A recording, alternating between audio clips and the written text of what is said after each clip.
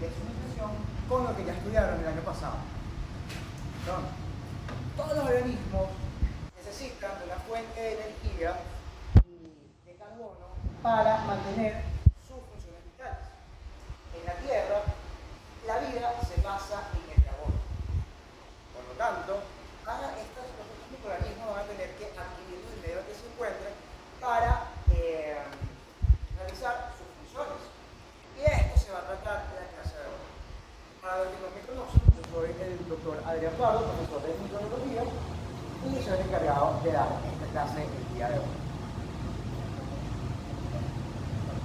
Entonces, la nutrición va a ser el conjunto de procesos y mecanismos mediante los cuales los microorganismos van a adquirir del medio que se encuentren aquellas sustancias que necesiten para crecer, multiplicarse y hacer uso de la energía. Estas sustancias las vamos a denominar nutrientes. Todos los microorganismos, independientemente del metabolismo que utilicen, van a requerir una serie de nutrientes para poder subsistir. Dependiendo de la cantidad en la que se utilicen, los podemos clasificar en macronutrientes, micronutrientes y elementos clave. Estas moléculas se van a estar conformando macromoléculas y dependiendo de estas macromoléculas que utilicen los organismos, de su fuente de energía y de su fuente de electrones, las vamos a poder clasificar. Entonces, estos microorganismos los vamos a poder clasificar en autótrofos. Únicamente vamos a utilizar el CO2 del agua como fuente de energía para elaborar todas las moléculas que necesitan para subsistir. Tenemos los heterótrofos que no pueden utilizar el CO2 como tal, necesitan de la oxidación de otras moléculas preformadas, como puede ser la glucosa, para obtener otras moléculas importantes para su metabolismo y estructura bacteriana. A su vez, podemos clasificar a las bacterias de acuerdo a su fuente de energía. En microorganismos fotótrofos que van a utilizar la energía proveniente de la luz, van a hacer fotosíntesis, y en quimiótrofos que van a obtener la energía a través de la oxidación de compuestos preformados, bien sea carbohidratos, lípidos o proteínas. Dependiendo de la fuente de electrones, las vamos a clasificar en listótrofos, en aquellas bacterias que vayan a adquirir o su fuente de electrones sean moléculas inorgánicas como el sulfato elemental, el nitrito, el hierro, y en organótrofos aquellas que utilicen moléculas orgánicas. A su vez, podemos clasificar a las bacterias dependiendo de sus requerimientos de oxígeno. El oxígeno para los humanos y para los animales es vital. Sin embargo, hay algunas bacterias en las cuales el oxígeno es tóxico. ¿Por qué? Porque no tienen enzimas para detoxificar o para eliminar esos radicales libres que se producen en el metabolismo del líquido. Por lo tanto, estos van a alterar su ADN, sus membranas y van a producir la glicemia. Estos organismos que no pueden vivir en una atmósfera con oxígeno se llaman anaerobios específicos. Y si los vemos en el medio de cultivo, en este caso el caldo nutritivo, los vamos a ver en el fondo del tubo, que es un lugar donde no tenemos oxígeno. Otras bacterias requieren sí o sí la presencia de oxígeno debido a que su metabolismo va a estar, el aceptor final de todos estos equivalentes de la reducción va a ser el oxígeno. Vamos a tener otra manera de producir energía. Por lo tanto, estos microorganismos se van a denominar aerobios específicos. Y si lo vemos en el cultivo, lo vamos a observar en la parte más superficial, que es donde se encuentra mayor concentración de oxígeno. Un ejemplo de esta bacteria es el Mycobacterium tuberculosis, como lo vamos a ver cuando estudiamos la patogenia de la enfermedad. Ejemplo de anaerobio estricto, el Bacteroideus, que vive en la boca, que lo vamos a ver en las próximas prácticas. Sin embargo, la mayoría de las bacterias son anaerobias facultativas. ¿Qué quiere decir esto? Que pueden sobrevivir en una atmósfera con oxígeno o sin él. Sin embargo, como se va a producir más energía con un metabolismo aeróbio, en presencia de oxígeno van a preferir esta vía metabólica. Si los observamos en nuestro tubo pulmonar infectivo, pueden crecer en todo el tubo hasta el dominio del sitio donde tenga mayor oxígeno, porque es la vía que va a producir más energía. Tenemos otros tipos de anaerobios, que son los anaerobios aerotolerantes. Pueden vivir en una atmósfera con oxígeno o sin él, pero ellos no van a utilizar el oxígeno como aceptor final de los electrones. Y pueden crecer en todo el tubo. Hay otros tipos de anaerobios, o de clasificar las bacterias, que son los microaerófilos o microaerofílicos, que requieren de una atmósfera entre 2 y 10% de oxígeno para crecer. Ellos van a tener enzimas para detoxificar estas radicales libres de oxígeno, pero no las tienen completas, tienen algunas y no todas. Un ejemplo de esto es el Helicobacter pylori, y tenemos una concentración de oxígeno entre 2 y 10% en el estómago.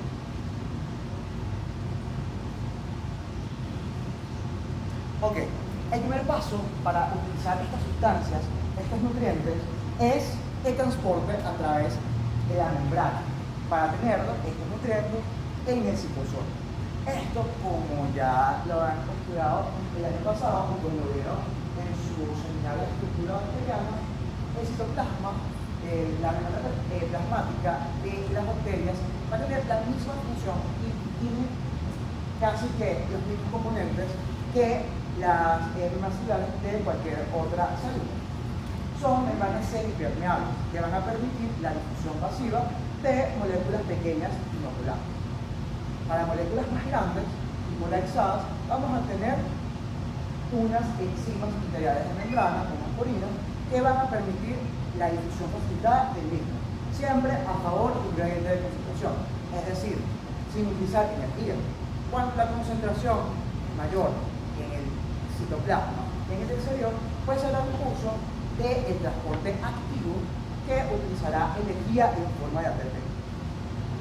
Como vemos acá, las bacterias van a tener un tipo de mecanismo específico que no tienen otras células, como es la transportación de grupo, en el cual, mientras no son todas las bacterias, son algunas, como Escherichia coli o Escherichia coli, la cual, mientras se va transportando la glucosa, va a ser fosforilada, y el fosfato proviene del fosfonolpiruvato de su vía glucolítica. Por lo tanto, va a liberar en el citoplasma de la célula una molécula fosforilada de una vez, que es la glucosa del fosfato. Y tenemos otro mecanismo súper importante, que es el transporte del hierro. Algunas bacterias, como Escherichia coli, van a liberar proteínas que son denominadas peróxidos, que van a atrapar el hierro y lo van a alquilar de su medio externo y lo van a introducir al interior de la célula. ¿Por qué? Porque el hierro es una partícula bastante importante. ¿Y dónde lo vamos a encontrar? En la cadena transportadora de electrones. Entonces, para producir energía, los citocromos tienen que tener hierro. Por lo tanto, esta es una molécula muy importante para las bacterias. Y tiene un mecanismo específico para captar. Entonces, esta captación de nutrientes va a permitir dos cosas: que se forme energía, que se formen elementos estructurales de la bacteria. Esto que va a tener como resultado el crecimiento bacteriano. Y al contrario de como podemos pensar de que se basa en el crecimiento de la bacteria, no es así. Se basa en el aumento del número de una población bacteriana. Esto se ve macroscópicamente, como lo vamos a ver en clase, en forma de kilómetros, que son cada puntito que vemos acá. Las bacterias se van a dividir por fisión binaria, y en esta, una se va a convertir en dos se convierten en cuatro se convierten en 8. Y esto es lo que se denomina crecimiento logarítmico o exponencial, en el cual las bacterias bacterias van a aumentar o se van a duplicar en un mismo lapso de tiempo. Es decir, su crecimiento va a estar determinado por un factor constante. Y tenemos entonces el concepto de tiempo de generación, que es el tiempo requerido para que la bacteria se divida. ¿Sí? Como vamos acá, tenemos el ejemplo de esta bacteria, cuyo tiempo de división es 30 minutos. En 60 minutos se produce 4. En 90 minutos 8. En 120 minutos 16. Su tiempo de generación es 30 minutos. Cada 30 minutos se va a duplicar. Entonces, este tiempo de generación va a variar en una bacteria. Y esto es lo que va a determinar es cuándo vamos a obtener la visualización de la colonia, cuándo nuestro cultivo va a estar bien. En el caso del Escherichia coli, su tiempo de generación es 18 minutos. Por tanto, cada 18 minutos ella se está duplicando, está duplicando su número. Y podemos observar la colonia macroscópica a partir de las 18 horas. En el caso de Mycobacterium tuberculosis, su tiempo de generación es 18 horas. Es decir, se duplica su número cada 18 horas. Y podemos observar una colonia macroscópica, lo mínimo es 2 semanas. Pero el cultivo se deja 2 meses, 60 días, esperando si se observa algún crecimiento. ¿Por qué? Porque su tiempo de generación es muy largo. Entonces, cuando veamos esas prácticas, esto es la explicación de por qué unos cultivos tardan más y otros tardan menos.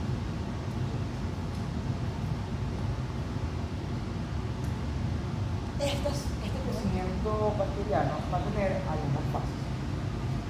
Estas fases las vamos a escribir en un sistema cerrado, donde se van a mantener todas las características atmosféricas estables, es decir, en un cultivo, en el cual se va a pasar a una incubadora donde va a tener una temperatura específica, realmente temperatura corporal, y una atmósfera dependiendo del microorganismo que estemos o que queremos hallar. Puede ser física, puede ser como oxígeno, o puede ser una atmósfera anaerobiosa.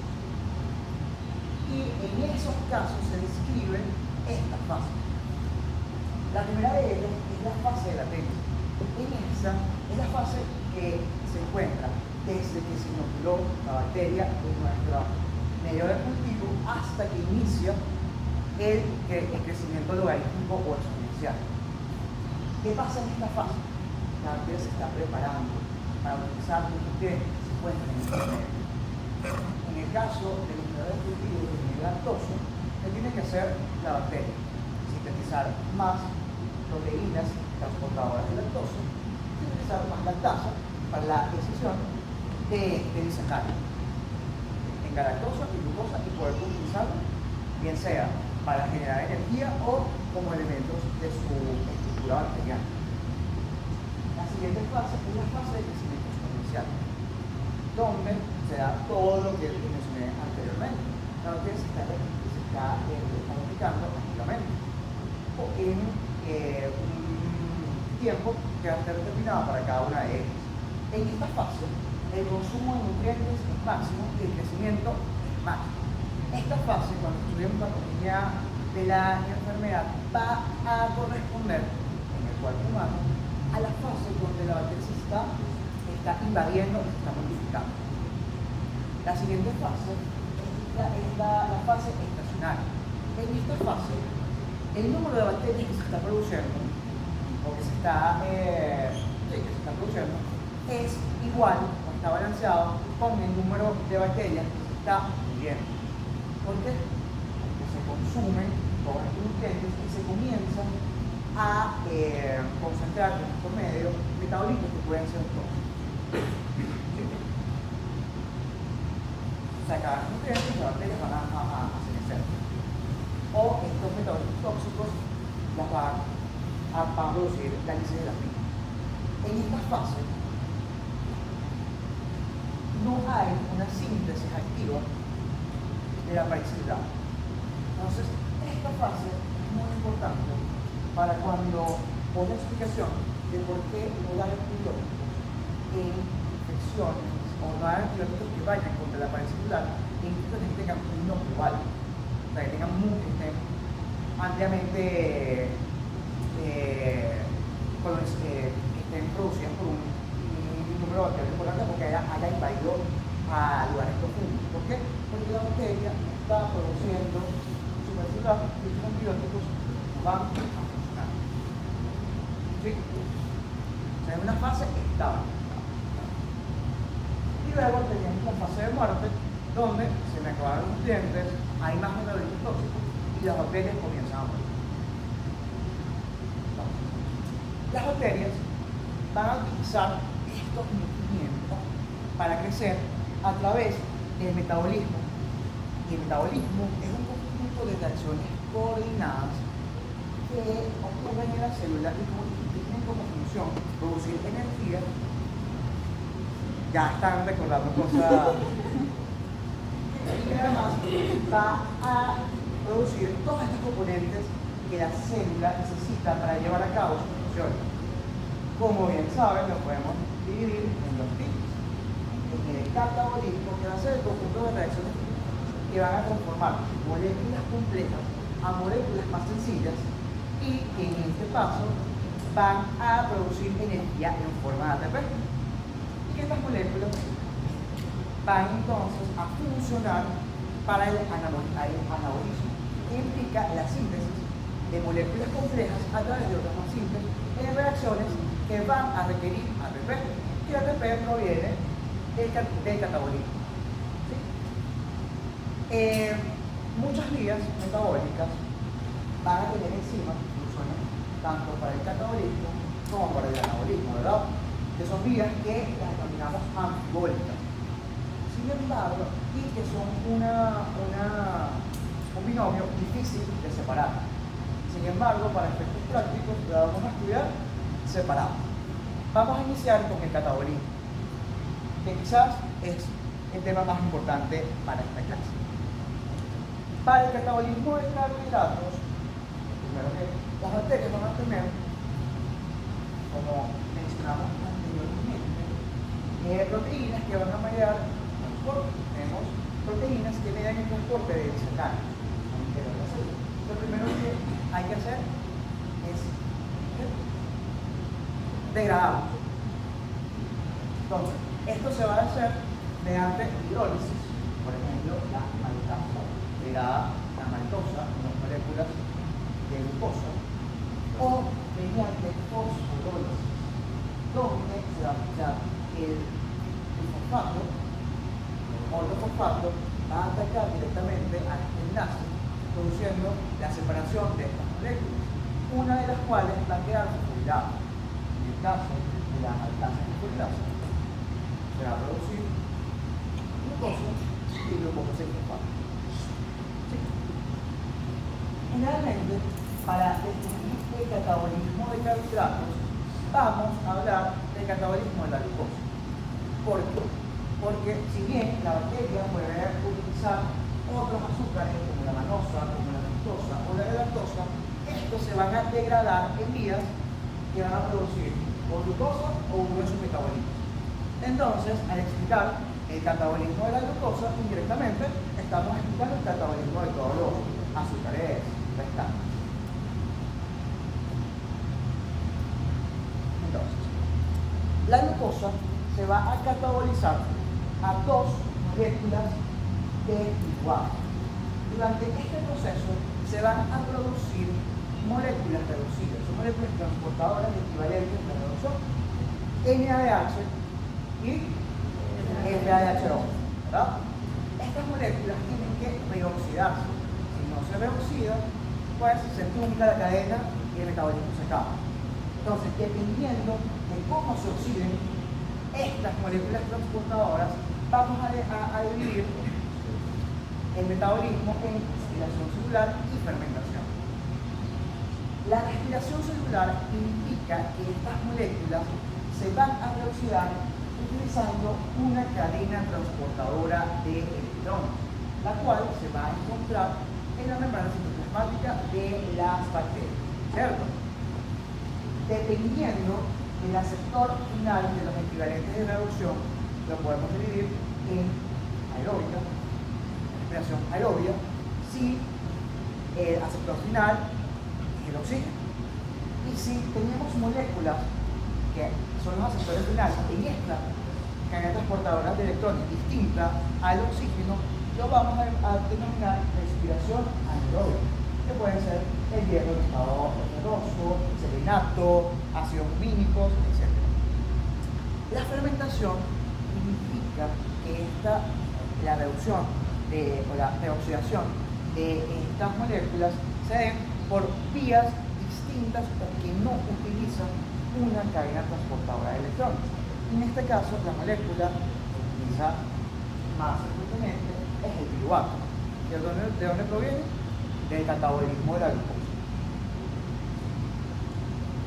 Ambos, independientemente de la finalización del catabolismo de la glucosa, estas van a comenzar con la glucólisis o la glicólisis. En las bacterias vamos a describir tres vías glicolíticas: la vía de Eppner-Bedehoff, la vía de Eppner-Durov y la vía de las pentosas fosfato. En este caso no vamos a hablar de la vía de las pentosas fosfato porque no nos interesa tanto, porque va a generar ingenia de pH, nos va a generar metabolitos para la síntesis de ácido nucleico, entre otras cosas. Vamos a quedar con las dos. La vía de Eppner-Bedehoff va a ser la vía que ya conocemos, que se encuentra en casi todas las células, la cual va a estar conformada por dos fases: una fase de 6 carbonos o de inversión de la energía y una fase de 3 carbones o de conservación de la energía. Entonces, en la fase de 3 carbonos, el primer paso es la transformación de glucosa a glucosa 6-fosfato por la exogenasa, utilizando una molécula de ATP para producir enlace fosfato. Esta fosfato tiene que isomerizarse por la fosfoglucosa isomerasa a fructosa 6-fosfato. Esta fructosa 6-fosfato va a ser fosforilada por la fosfofructoquinasa 1, utilizando una molécula de ATP a fructosa 1,6-fosfato. En esta fase invertimos dos moléculas de ATP. La vía de la fase de 3 carbonos inicia con la decisión de esta fructosa 1,6-fosfato a dos moléculas que tienen cada una 3 carbonos por la aldolasa, a gliceraldehído 3-fosfato y hidroxiacetono fosfato, que va a ser isomerizada por la tiosa fosfato isomerasa a gliceraldehído 3-fosfato. O sea, en este punto tenemos dos gliceraldehído 3-fosfato, ¿cierto? Este gliceraldehído 3-fosfato va a ser oxidado por la gliceraldehído 3-fosfato de deshidrogenasa a 1,3 difosfoglicerato, el cual va a formar luego 3 fosfoglicerato en una reacción que va a generar una molécula de ATP por fosforilación a nivel sustrato. ¿De acuerdo? Este 3 fosfoglicerato se va a cambiar el ciclo del 50-fosfato formando 2 fosfogliceratos, el cual se va a deshidratar formando fosfenolpiruvato. Y el fosfenolpiruvato por la piruvatoquinasa se va a transformar en piruvato en una reacción que nos va a generar una segunda molécula de ATP mediante fosforilación a niveles sustratos. ¿Está aquí todo bien? Entonces, ¿cuál es el balance metabólico de esta vía? Nos gastamos 2 ATP. Producimos 2 ATP y NADH por cada molécula de gliceraldehído 3-fosfato. Como producimos 2 moléculas de gliceraldehído 3-fosfato, tenemos 4 moléculas de ATP y 2 moléculas de NADH. El balance final, donde utilizamos 2, el balance neto es que con esta vía se producen 2 moléculas de ATP y 2 moléculas de NADH. embargo, hay otras bacterias que no utilizan la vía anterior, sino que utilizan la vía de Escherichia que generalmente va a ser utilizada por las bacterias negativas, Escherichia coli, Pseudomonas aeruginosa, Vibrio cholera.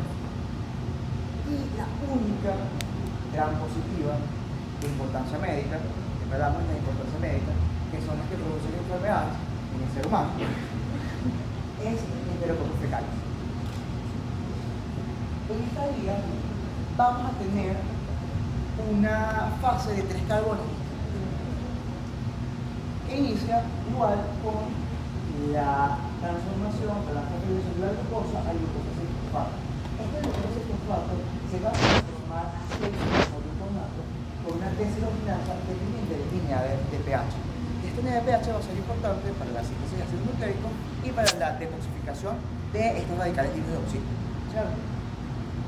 El 6-fosfogluconato se va a deshidratar produciendo 2,3-deoxy-6-fosfogluconato o KDPG, el cual va a ser escindido por la KDPG aldolasa a 2 moléculas, a piruvato y a gliceraldehído 3-fosfato. Como producimos gliceraldehído 3-fosfato, esta rama de esta vía es idéntica a la anterior. ¿Qué producimos acá entonces? Se produce, gastamos una molécula de ATP, producimos 2 moléculas de ATP, una molécula de NADH y una molécula de NADPH. Se produce menos energía, ¿verdad? Sin embargo, esta vía es más eficiente metabólicamente. ¿Por qué? Es más rápida, utiliza menos pasos. Con menos pasos, yo tengo una molécula de piruvato. Con menos pasos, se utilizan menos proteínas, menos enzimas, utilizan menos energía para formar esas proteínas, esas enzimas. Esa es una vía que al final, si bien produce un poco menos de ATP de por sí, pero al final es mucho más eficiente. Además, se produce NADPH, que es importante para los radicales libres de oxígeno. Entonces, ¿qué pasa con esas moléculas de piruvato que producimos? Se tiene que producir la descarboxilación oxidativa de las mismas. Como tenemos 2 moléculas de piruvato, se van a formar 2 moléculas de acetilguano, el cual va a entrar al ciclo de Krebs. Ese famoso ciclo que lo han implementado desde el año pasado. Y que rápidamente el acetil-CoA se va a condensar con hidroxalacetato formando el citrato. El citrato isomerizado a isocitrato por la conectasa. Esto es convertido a alfa-cetobutirato por la isocitrato deshidrogenasa. Es decir, es una descarboxilación oxidativa que va a generar una molécula de CO2 y la reducción de una molécula de NAD a NADH. Seguidamente tenemos una segunda reacción de una descarboxilación oxidativa, ¿verdad? En la cual el alfa-cetobutirato se va a convertir en succinil-CoA produciendo otra molécula de NADH. Este succinil-CoA se va a transformar succinato en una reacción que va a producir una fosforilación a nivel de sustrato de ATP, que va a ser una molécula equivalente a ATP. El succinato se va a oxidar en una reacción que va a reducir una molécula de FAD, produciendo una molécula de FAD se va a dilatar, produciendo el malato que va a reoxidarse, produciendo la reducción de una molécula de NAD para producir otro acetato y que pueda reiniciarse el ciclo, ¿verdad? Entonces, en este punto, ¿qué hemos producido? En el ciclo de Krebs, una molécula de GTP, 3 moléculas de NADH y una molécula molécula de FADH2 por cada molécula de acetil CoA. Como tenemos dos, es el 2 GTP, 6 NADH y 2 FADH2. En el caso de la respiración aerobia, estos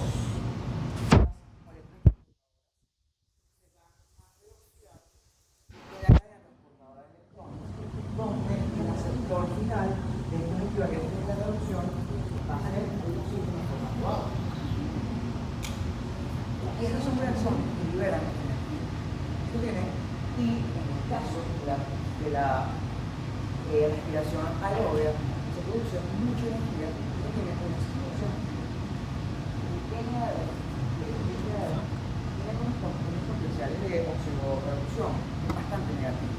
Es decir, que ellos van a donar fácilmente estos electrones. Por esta equivalente de reducción, mientras que el oxígeno ha habido receptor de los medios, teniendo una diferencia de 1,14 milivolts, generando una gran cantidad de energía. Entonces, ¿cómo se van a reducir estas moléculas? En el caso de NADH, va a transferir su equivalente de reducción al complejo, el cual va a transferir equivalentes a la coenzima Q o en una reacción que va a liberar energía y va a producir el bombeo de 4 protones de citosol hasta el espacio mental. Recuerden que esto se describe mejor de la manera.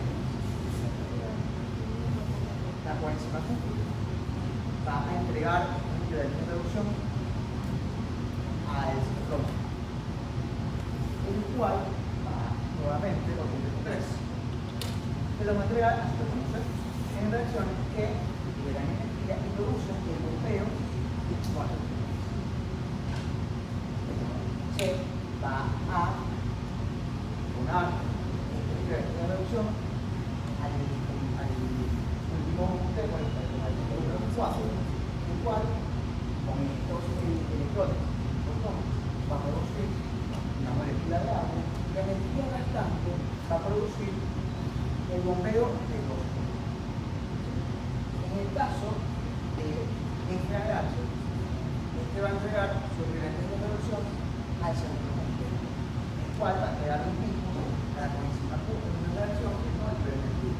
La coenzima Q libera con al complejo 2, el complejo 3. El complejo 3, al citoplasma C, considerando 4 protones.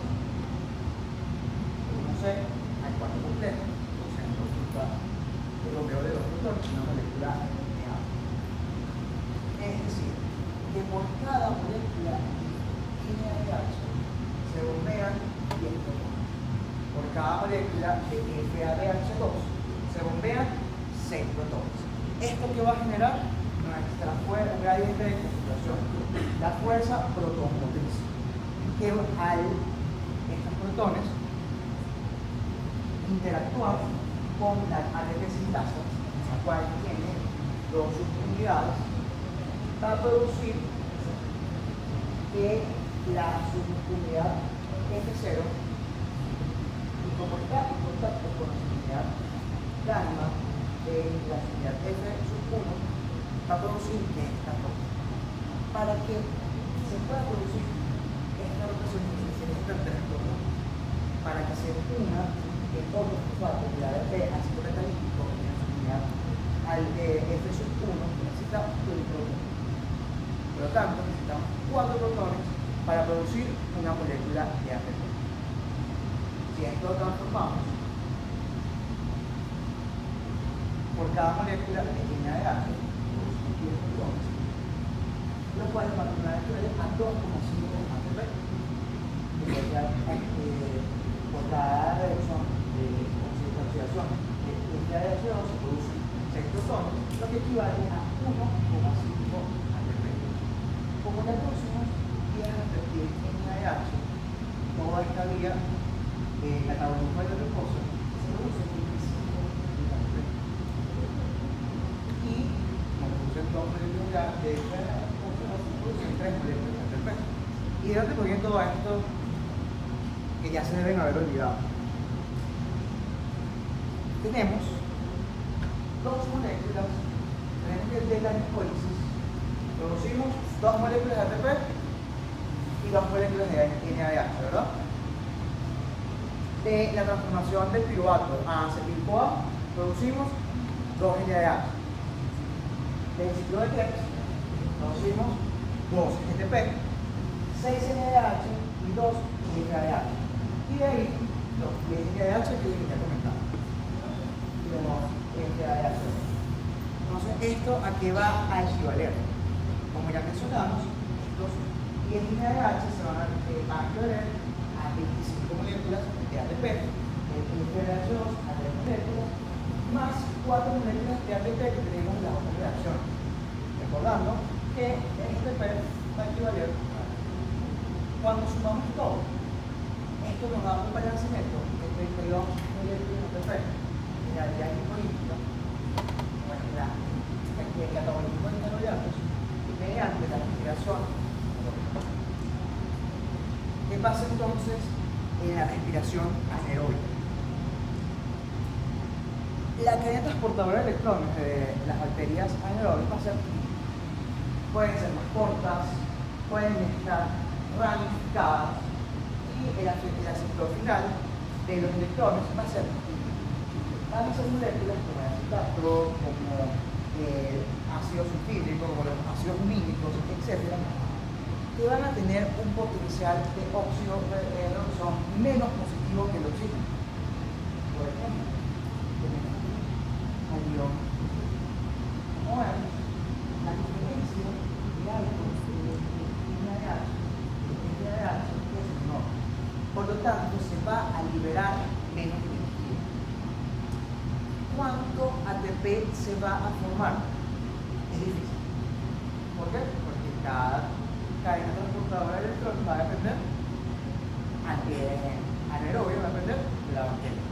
Y generalmente lo que yo mencioné en el metabolismo, en la respiración aerobia, sucede en las células eucariotas. En las bacterias también. O sea, así, digamos, el metabolismo aerobio va a depender de la bacteria.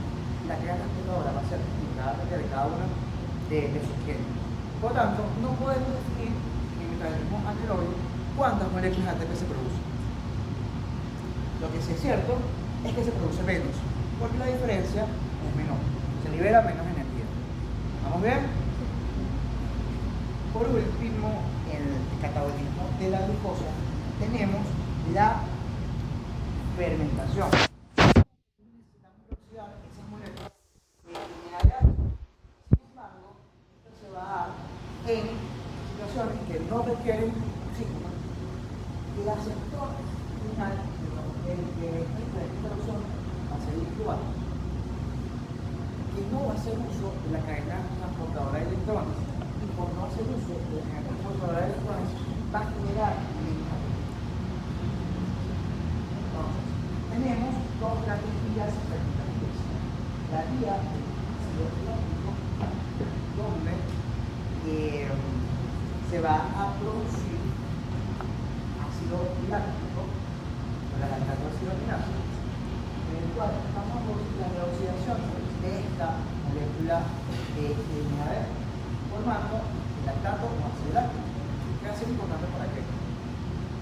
Para la formación, para la elaboración de yogures, quesos, de todas esas bacterias, y las lactobacilos y otros microorganismos para producir. Y eso es lo que utilizan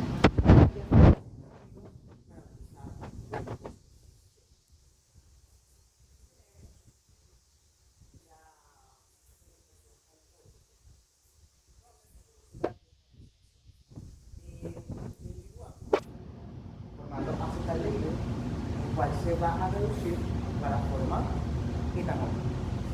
La última reacción, o la alcohólisis aminasa, es la que nos va a producir la reoxidación del NADH. Como estas vías no nos sirven para generar energía, únicamente vamos a mirar como que la ATP y la formamos anteriormente. Solo nos sirve para reducir las moléculas y que nos cumple la vía fermentativa. La fermentación, como vemos, la alcohólica, que sirve para cerveza, alcohol, la cerveza se llamó, la de alcohol, la de vino, pero también nos va a permitir identificar bacterias, como lo vamos a ver en las prácticas. Hay bacterias, por ejemplo, que fermentan la glucosa, pero no fermentan la lactosa, como el potato. Hay bacterias que fermentan tanto la glucosa como la lactosa. Escherichia coli, por ejemplo. Entonces, dependiendo de qué pruebas bioquímicas basadas en la fermentación, podemos identificar las bacterias en el laboratorio.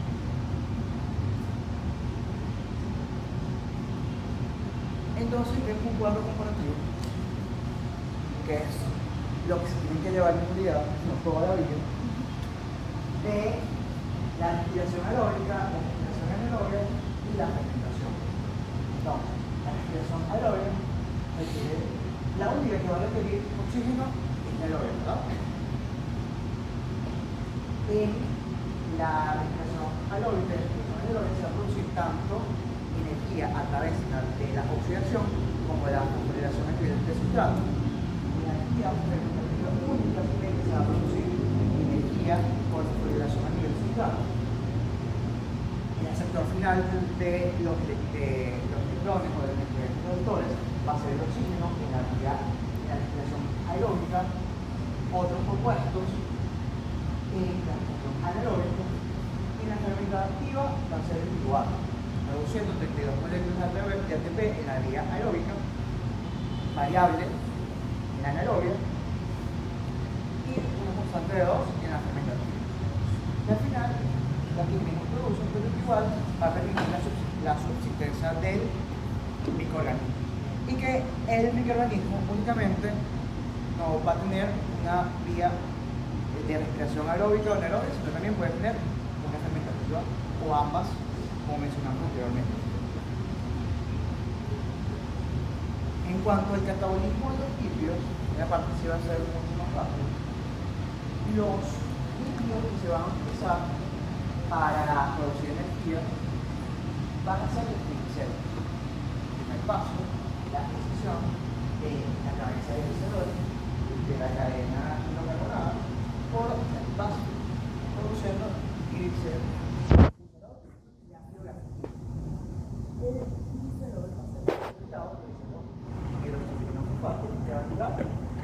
A nuestra vía de catabolismo de alcohol. Y los ácidos grasos libres tienen que activarse. ¿Cómo se van a activar? Uniéndose una molécula de qué? Comisionada. Tomando el ácido CoA y va a entrar entonces a la beta oxidación de los ácidos grasos. Aquí hay los pasos de la actividad, en la cual se van a ir generando moléculas de ácido CoA por cada 2 moléculas de carbono. ¿Cuántas moléculas de ácido CoA se van a formar? Va a depender de la extensión de esta cadena hidrocarbonada, el cual va a entrar al ciclo de Krebs produciendo otros metabolitos y energía también. El catabolismo de las proteínas va a ser distinto. Las proteínas son moléculas muy grandes, por lo tanto, la bacteria tiene que secretar exoncinas. Enzimas que se encuentran fuera del citosol. Generalmente se encuentran en el espacio periplásmico en las bacterias gram negativas. ¿Qué son proteasas? Que van a agregar las proteínas hacia sus aminoácidos constituyentes, los cuales, por el transportador específico, pueden entrar a la célula. El siguiente paso es la desaminación de estos aminoácidos, el cual se hace a través del paso del grupo amino del aminoácido a un alfa-cetoácido que proviene de su metabolismo, que es alfa-cetoácido, produciendo otro aminoácido y otro metabolito de las identidades funcionales. traspaso. ¿Sí? Como vemos, las vías catabólicas nos van a dar los 12 metabolitos necesarios para que funcione el anabolismo. La mayoría de ellas van a provenir de la glicólisis, como vemos ahí. Otras provienen del ciclo de Krebs y algunas van a provenir de la vía de las pentosas fosfato. Y a partir de estos 12 metabolitos se van a formar todos los elementos que ya estudiaron en la estructura bacteriana y todas las enzimas que necesitan para ellos producir energía y estas estructuras. En cuanto al anabolismo de la formación de glucosa, se va a dar por esta vía, la neoglucosa, que si bien va a utilizar varias enzimas que van a hacer una reversión o de la reacción catalizada en el catabolismo de la glucosa, hay 4 enzimas dominantes que nada más se encuentran en esta vía, como es la piruvato carboxilasa y la fosforiluvato carboxilasa, que estas dos utilizamos dos para producir fosforiluvato a partir del piruvato, distinto de la vía. La tercera enzima es la glucosa, es la fructosa, fructosa 1,6, una fosfatasa, va de fosforilar, ¿cierto? Produciendo entonces glucosa, fructosa 6 fosfato, y que igualmente tiene que desfosforilarse con la glucosa 6 fosfatasa. Acá lo que me interesa de esta vía es la fructosa 6 fosfatasa. ¿Alguien recuerda por qué? Tiene que ver con la enzima dual. Eso es bioquímica. A partir de la fructosa 6 fosfato se va a sintetizar N-acetilglucosamina. Y a partir de la N-acetilglucosamina. el ácido N-acetilglucosamina. Esta es una molécula importante a la raícidad porque nos va a ayudar a sintetizar los precursores. En cuanto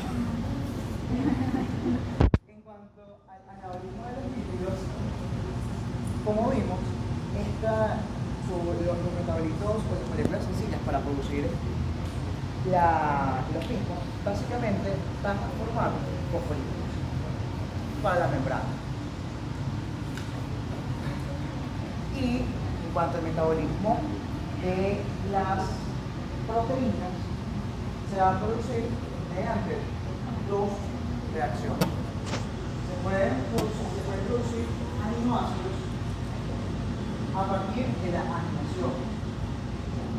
Cuando el hidrógeno proviene de una molécula distinta a un aminoácido. Y se puede producir igualmente un aminoácido por las reacciones que intervienen, la transaminación de alfa-cetoácido o un aminoácido va a generar un aminoácido distinto y un alfa-cetoácido. Después de estos aminoácidos, mediante los lisosomas van a formar la proteína. Como vemos, estas vías van a ser bastante similares a las que ya estudiamos, con algunas cuantas diferencias. No es algo complejo. No se tiene que saber cada metabolito, cada enzima, sino cómo funciona. Que unas vías van a generar más energía, que otras vías, a pesar de que puedan generar un poquito menos de energía, son más eficientes. Que otras vías van a generar un poquito de energía, pero me van a permitir, por ejemplo, las vías fermentativas, una bacteria que tiene un metabolismo aeróbico, no tiene oxígeno, puede utilizar la vía fermentativa para seguir produciendo energía. Entonces, no son excluyentes. Una misma bacteria puede tener varias vías metabólicas. Con eso, terminamos.